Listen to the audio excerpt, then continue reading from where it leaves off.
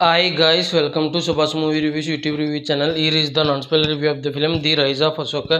Telugu డబ్బుడు movie review and rating.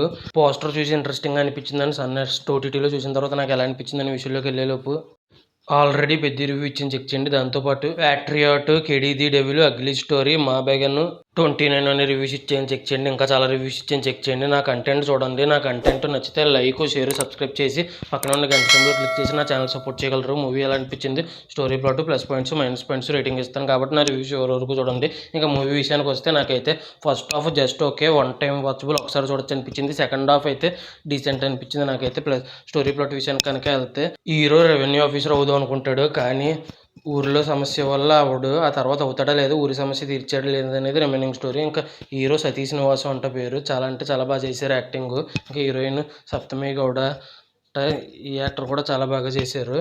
ఇంకా ఈ మూవీలో వచ్చేసి ఒక లవ్ స్టోరీ ఉంటుంది. ఆ లవ్ స్టోరీ ఉన్నది ఒక 20 to 25 మినిట్స్ అయినా కూడా ఆ లవ్ స్టోరీ చాలా బాగా అనిపించింది. ఇంకా హీరో ఫాదర్ క్యారెక్టర్ వేసిన యాక్టర్ కూడా చాలా బాగా చేశారు. ఇంకా కొంతమంది యాక్టర్స్ ఉన్నారు. ఆ కొంతమంది యాక్టర్స్ కూడా వాళ్ళ పాత్ర పరిధి మేర వాళ్ళు కూడా బాగా చేశారు. ఇంకా మ్యూజిక్ వచ్చేసి పూర్ణచంద్ర తేజస్వి అని చాలా అంటే చాలా బాగా కొట్టారు. మ్యూజిక్ బిగ్గెస్ట్ ప్లస్ అని చెప్పొచ్చు. ఇంకా డైరెక్షన్ వచ్చేసి వినోద్ వి దొండలే అని. ఇతని డైరెక్షన్ ఫస్ట్ హాఫ్ ఒకసారి చూడొచ్చు, సెకండ్ హాఫ్ డీసెంట్ అనిపించింది ఇతని డైరెక్షన్. ఇంకా ఈ మూవీ వచ్చేసి సెకండ్ హాఫ్ చాలా స్లోగా ఉంటుంది ఫస్ట్ హాఫ్ నుంచి సెకండ్ హాఫ్ వరకు. ఫస్ట్ హాఫ్ ఒకసారి చూసే విధంగా ఏదో అలా అలా ఒకసారి చూడొచ్చు అన్నట్టుగా ఉంటుంది. సెకండ్ హాఫ్ ఏదో పర్లేదు డీసెంట్ కింద అనిపించింది డైరెక్షన్. ఇంకా ఈ మూవీలో వచ్చేసి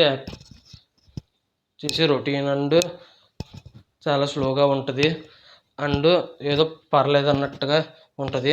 ఇవి మైనస్ పాయింట్స్. ఇంకా ఫైనల్గా రేటింగ్ వచ్చేసి ఈ మూవీకి నేనైతే 3.8/5 అయితే రేటింగ్ ఇవ్వచ్చు అనిపించింది నాకైతే. ఈ మూవీ ఎంతమంది చూసుంటే మీకు ఎలా అనిపించింది, మీరు ఎంత రేటింగ్ ఇస్తారనేది కింద కామెంట్ చేయండి. పెద్ద రివ్యూతో పాటు Patriot, కెడీ the devil, ugly story, మా బ్యాగన్ 29 అనే రివ్యూస్ కూడా ఇచ్చేసి చెక్ చేయండి. నా కంటెంట్ నచ్చితే లైక్, షేర్, సబ్స్క్రైబ్ చేసి సపోర్ట్ చేయగలరు. Thanks for watching. Jai Hind, signing off. Bye bye.